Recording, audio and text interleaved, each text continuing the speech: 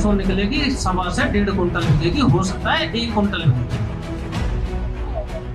नमी कम हो जाएगी, बिल्कुल सही बात है। उस नमी को तो मैं पूरी करा दूं। कैसे? बुआई का तरीका समझाता हूं।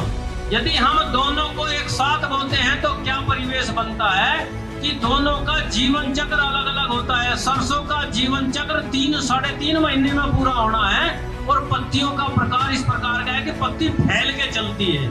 तो यदि दोनों एक साथ बोते हैं तो गन्ना जमाव की प्रक्रिया में रहेगा, सरसों की पत्ती फैलनी शुरू हो जाएगी और वह पत्तियां सारी सरसों की गन्ने को कवर कर लेती है। इसलिए जिस दिन आप वहां से सरसों काटेंगे उसके बाद गन्ने का एक एक मदरसूट खड़ा हुआ नजर आएगा, वहां पर फुटाव की प्रक्रिया होगी ही नहीं।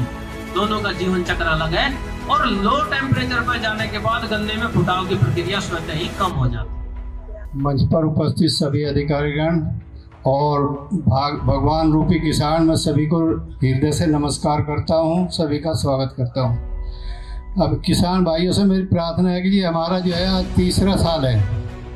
23 में भी मेला किया था, 22 में किया था बड़ो जाट कॉलेज में, और अब जो है हमारा 10 नवंबर को फिर एग्रीकल्चर मेला होने जा रहा है।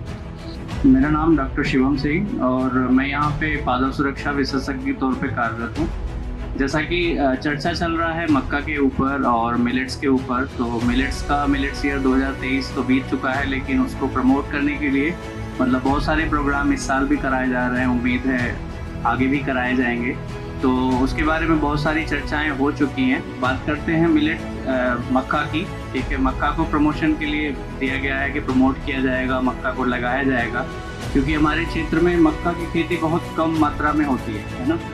तो मक्का में क्या होता है, खेती के बारे में तो सर ने डिस्कस कर लिया। मैं कुछ पॉइंट्स रखूँगा क्योंकि समय की कमी है, तो मैं थोड़े 2-4 पॉइंट बताऊँगा। जैसे रोग और कीट के बारे में, तो उसमें क्या होता है कि अगर कीट की बात करें, जैसे आप गन्ना लगाते हो तो गन्ने में भी परेशान हो तना छेदक से, है ना, और टॉप बोरर आता है। उसी तरीके से कुछ कीट हैं जो आपके मक्का में भी आते हैं। मक्का में जो सबसे मुख्य कीट आता है वो आर्मी वॉर्म के नाम से आता है, या सैनिक कीट के नाम से जान लो।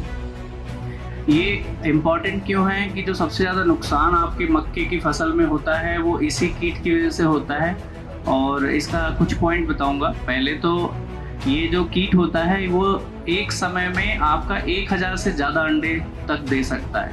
तो इसी से आप अंदाज़ा लगा सकते हैं कि अगर कोई कीट 1000 अंडे के करीब दे रहा है तो वो फसलों में किस तरीके से नुकसान पहुंचा सकता है। हमारे बीच में यहाँ पर GGIC ग्रुप में जो बच्चे आए हुए हैं उनको प्रथम पुरस्कार प्राप्त हुआ है। उनके द्वारा ये सराहनीय प्रयास है मिलेट्स के रूप में। आज इन बच्चों की सराहना और इनकी मैडम की सराहना मैं इसलिए भी करना चाहूँगा, ये समय बच्चों के लिए बड़ा क्रिटिकल समय है, क्योंकि इस समय उनकी परीक्षाएं चल रही हैं। उन्होंने अपना कीमती समय निकाल कर यहाँ पर इस प्रतियोगिता में प्रतिभाग किया है। मैं उनको मंच पर आमंत्रित करता हूँ और हमारे मुख्य अतिथि एवं मुख्य विकास अधिकारी महोदय से निवेदन करूँगा कि इनको स्मृति चिन्ह और प्रशस्ति पत्र देकर सम्मानित करने का कष्ट करेंगे।